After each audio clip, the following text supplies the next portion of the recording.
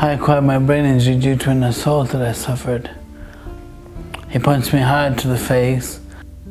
I fell back suddenly and I cracked my head on the curb. The people who were in my group called an ambulance, but by the time the ambulance arrived, unfortunately I had come round and I was startled and dazed, and I insisted to the ambulance staff that I'm fine. So I signed a waiver to say I was fine to go home, and that was a big mistake I made.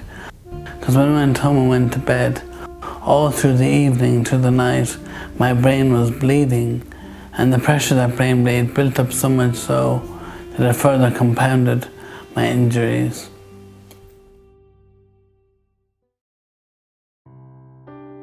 Brian Hogan, 35, went out for a normal night out with friends when a single unprovoked punch, a brutal assault, changed his life forever.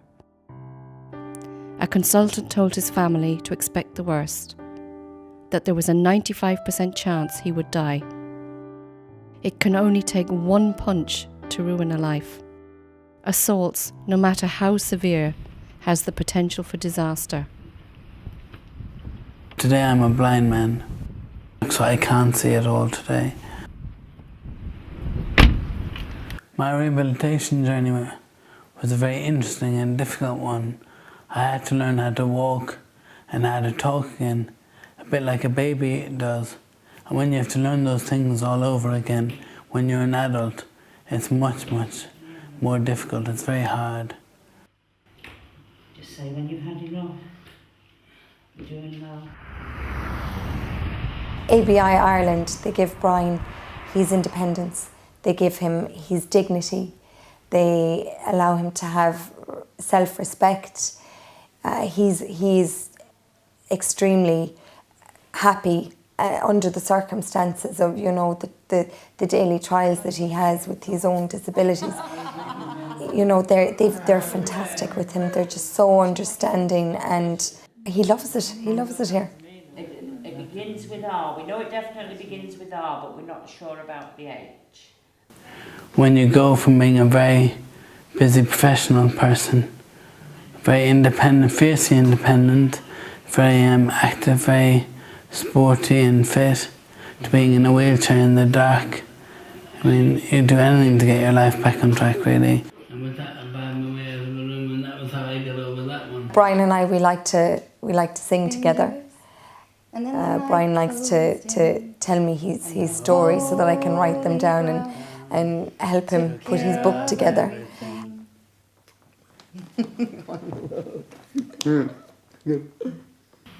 I was always a go-getter. I went out and made things happen for myself. I always had a stubborn streak, and it's that stubborn streak I've had in me from youth that's helping me to get back on my feet. It means that I'm driving myself onwards. I won't give up until I achieve something. So it's helping me now. What are you going to make, honey?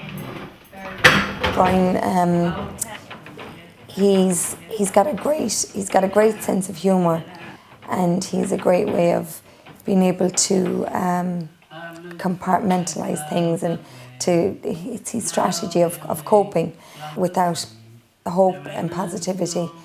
You know, it just makes it impossible.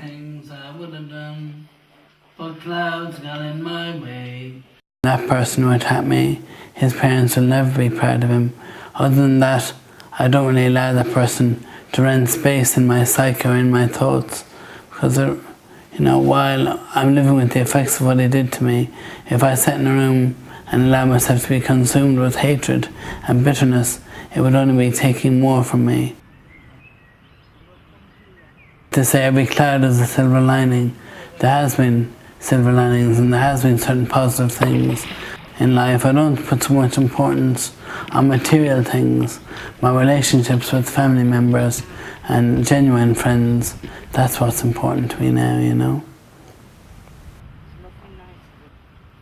What really hurt me more than anything over my own personal loss was the loss that this attack has brought, the hassle it's brought, and the great strain it's brought to my family.